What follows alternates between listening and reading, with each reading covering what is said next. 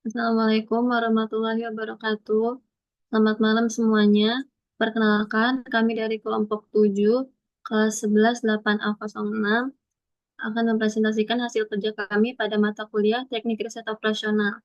Sebelumnya, kami ucapkan terima kasih kepada Bu Ani Yoreni yang telah membimbing kita pada mata kuliah ini. Malam ini kita akan mempresentasikan hasil kerja kita yang berjudul Optimasi Pembagian Tugas Karyawan pada Toko Bangunan TB Sari Makmur menggunakan metode Hungarian. Kami dari kelompok 7 yang beranggotakan Fauzi Indrawati, saya sendiri, Mas Miftahul Fahmi, dan Mas Triputra Manihuru. Yang pertama ada latar belakang. Bisnis toko bangunan merupakan salah satu sektor usaha yang memiliki peran penting dalam pembangunan dan perkembangan suatu wilayah. Permintaan terhadap bahan bangunan terus meningkat seiring dengan pertumbuhan penduduk, pengembangan infrastruktur, dan proyek properti. TB Sari Makmur bergerak di bidang penjualan bahan bangunan dengan pengalaman lebih dari 1 dekade.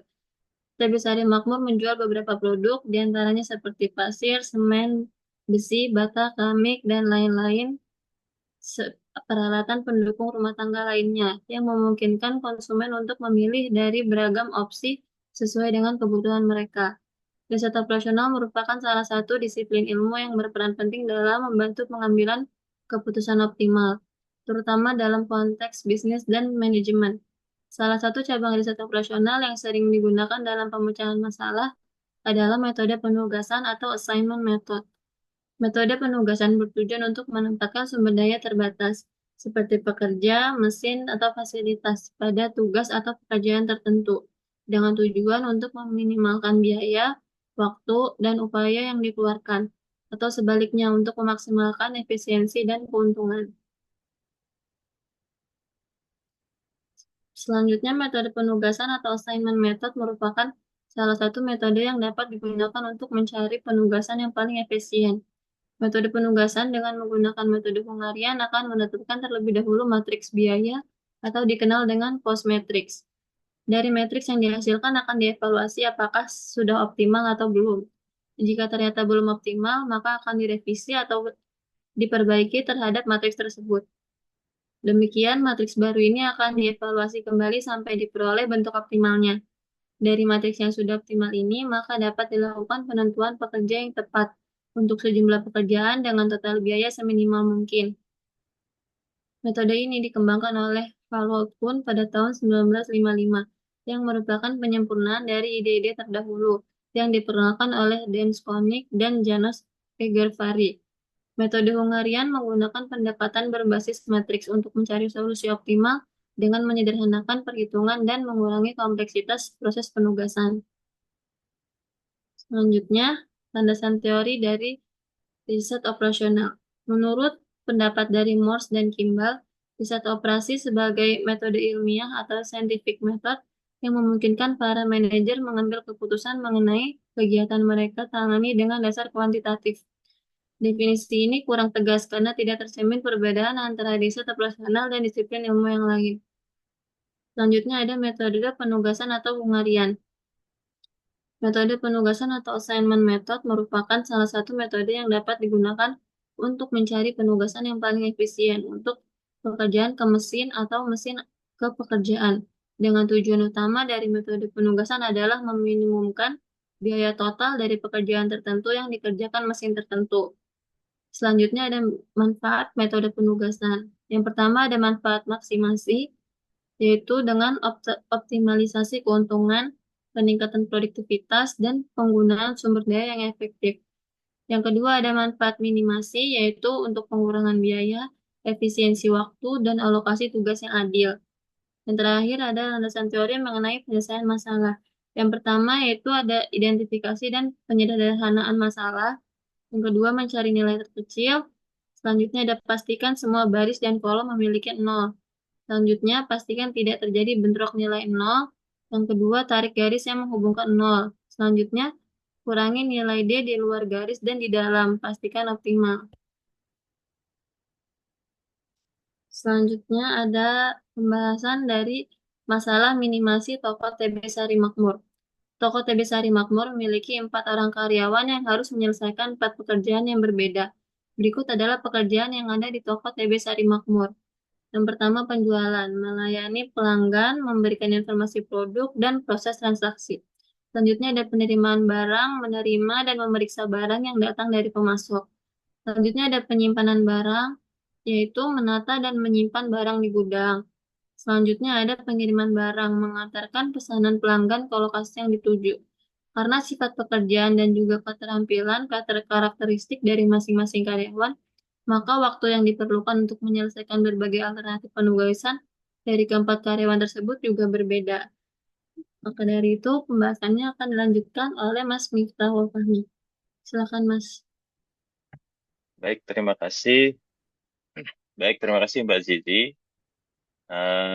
Mohon izin, saya akan melanjutkan presentasi yang terkait dengan penugasan. Di sini ada 4 karyawan yang melaksanakan 4 pekerjaan yang sama. Dari keempatnya mengerjakan pekerjaan dari 1 sampai dengan 4. Artinya, misalkan karyawan Budi mengerjakan pekerjaan 1, itu dikerjakan dalam waktu 10 menit. Nah, sedangkan Chandra di pekerjaan yang sama, di pekerjaan 1, itu mengerjakannya selesai dalam waktu 15 menit. Nah, begitu juga di pekerjaan-pekerjaan yang lain. Jadi, di sini bisa kita lihat tabel penyelesaian penugasan di 4 pekerjaan. Nah, ini kita mencari nilai efisiensi daripada pekerjaan itu yang dikerjakan oleh para karyawan.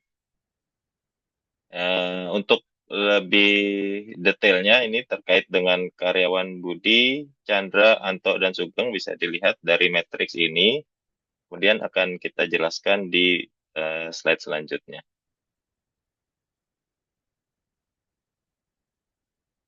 Baik, untuk menyelesaikan efisiensi waktu, karena kita mencari waktu terkecil dalam menyelesaikan pekerjaan, artinya kita mencari minimasi dari metode penugasan ini. Jadi yang kita cari adalah nilai minimum untuk tiap-tiap baris. Jadi setiap baris ini dari karyawan atas nama Budi, itu mengerjakan pekerjaan 1, pekerjaan 2, pekerjaan 3, dan pekerjaan 4. Itu bisa kita lihat eh, nilai waktu terkecil itu ada di pekerjaan pertama. Sehingga pada angka 10 ini kita lakukan pengarsiran. Artinya nilai minimum dari pekerjaan Budi itu ada di pekerjaan pertama, yaitu nilainya 10. Kemudian karyawan Chandra juga kita cari di baris kedua ini nilai minimumnya, artinya nilai terkecil itu sama ada di pekerjaan pertama. Kemudian atas nama Anto itu ada di pekerjaan pertama juga nilai terkecilnya. Kemudian atas nama Sugeng juga nilai terkecil di pekerjaan pertama. Artinya setiap baris ini kita tentukan nilai minimumnya. Nah, untuk baris pertama nilainya 10, baris kedua nilai 15, baris ketiga nilai 17, baris keempat nilai 12. Di antara semua nilai ini, di pekerjaan pertama nilainya paling kecil. Setelah tadi kita tentukan nilai minimalnya, maka nilai tersebut akan kita kurangkan. Jadi nilai yang tadi di sini 10 akan kita kurangkan dengan 10 menjadi 0. 15 kita kurang 15 menjadi 0. 17 kita kurang 17 menjadi 0. 12 kita kurang 12 menjadi 0. Nah, untuk pekerjaan kedua, karena nilai minimumnya 10, maka 35 ini kita kurangin dengan 10. Begitu juga 62 kurang dengan 10, 45 kurang dengan 10, dan begitu seterusnya di baris berikutnya. Sehingga didapatkanlah eh, nilai daripada pekerjaan yang akan berhasil dan menjadikan nilainya seperti ini. Jadi berubah menjadi nilai 25, 52, 35. Setelah semua dikurangkan, maka kita mencari nilai minimum dari tiap kolom. hasil pengurangan tadi kita lihat lagi nilai minimum di tiap kolom. Artinya kita melihat sekarang kolomnya ada pekerjaan satu di kolom satu, pekerjaan dua di kolom dua, pekerjaan tiga di kolom tiga, dan pekerjaan empat di kolom empat. Kita lihat di pekerjaan satu di nol semua, sebenarnya bisa kita arsir semua, tapi ini bisa kita tentukan ya, nolnya di mana saja. Untuk pekerjaan kedua, di kolom kedua, ini nilai terkecilnya ada di baris 4, di angka 8. Kemudian di pekerjaan ketiga ada di baris 2 dengan nilai 40, nilai terkecilnya. Kemudian di baris 4, mohon maaf, di kolom keempat, nilai terkecil ada di baris pertama, yaitu 35. Sehingga ini nanti kita kurangi lagi semuanya, nilai-nilai di kolom ini kita kurangi dengan nilai terkecil tiap-tiap kolom. Sehingga didapatlah nilai seperti ini. Setelah semua dikurang, tiap kolomnya dikurangkan dengan nilai minimumnya, akan didapatkanlah hasil seperti ini. Dengan 8 dikurang 8 akan 0, 21 dikurang 8 akan berubah menjadi 13. Ini semua dikurangkan sehingga membentuk bel seperti ini nilainya. Nah, setelah semua kita tentukan nilai eh, terkecilnya, kemudian kita tarik garis dengan jumlah minimum yang terdapat angka 0. Tadi sudah kita tentukan di sini nolnya ada di kolom pertama 0 semua, di kolom kedua ada 0 di baris keempat, kolom 3 ada 0 di baris kedua, dan kolom 4 ada 0 di baris pertama. Sehingga kita tarik garis lurus, yang nolnya kita tutup dengan garis, kita tutup baris kedua juga dengan garis, kemudian yang di bawah, baris keempat juga ada nolnya, kita tutup garis, kemudian kolomnya kita lihat ada 0 juga, dan itu juga kita tutup dengan garis. Sehingga terbentuklah eh, solusi daripada eh, minimasi, artinya tingkat efisiensinya sudah kita temukan. Nah, untuk detail di fase keduanya akan dijelaskan oleh rekan saya, Mas Putra. Silahkan dilanjutkan. Baik, terima kasih Mas Fahmi. Oke, akan saya lanjutkan terkait dengan penyelesaian fase 2-nya. Solusi optimal telah ditemukan karena jumlah entry yang ditandai dengan kotak sama dengan jumlah baris ada 4. Untuk penugasan opsional masing-masing karyawan tadi, Budi memperoleh eh, pekerjaan terkait pengiriman barang dengan hasil 0, Chandra ke bagian penyimpanan barang dengan nilai 0, Anto ke penjualan nilai 0, Sugeng ke penerimaan barang nilai 0. Untuk tabelnya akan dibaca seperti Budi menerima pekerjaan keempat dengan waktu 45 menit, Chandra pekerjaan ketiga dengan waktu 55 menit, Anto pekerjaan pertama waktunya 17 menit, dan terakhir Sugeng pekerjaannya yang kedua dengan waktu 20 menit. Sehingga total dari seluruh pengerjaan ialah 137 menit. Oke, next Mas. Ya, berikutnya, sehingga pembagian tugas kepada 4 karyawan pada toko bangunan TB Sari Makmur yang paling optimal untuk mengefisiensikan waktu di dalam melaksanakan pekerjaan adalah sebagai berikut. Yang pertama, Budi, itu pekerjaan yang tadi pengiriman barang, itu yang keempat, dengan waktu 45 menit. Berikutnya Chandra, pekerjaan yang ketiga, penyimpanan barang 55 menit. Yang ketiga Anto, bagian penjualan 17 menit. Dan terakhir Sugeng, bagian penerimaan barang dengan waktu 20 menit. Sehingga total yang didapat ialah 45 tambah 55 tambah 17 tambah 20 sama dengan 137 menit. Oke, next Mas.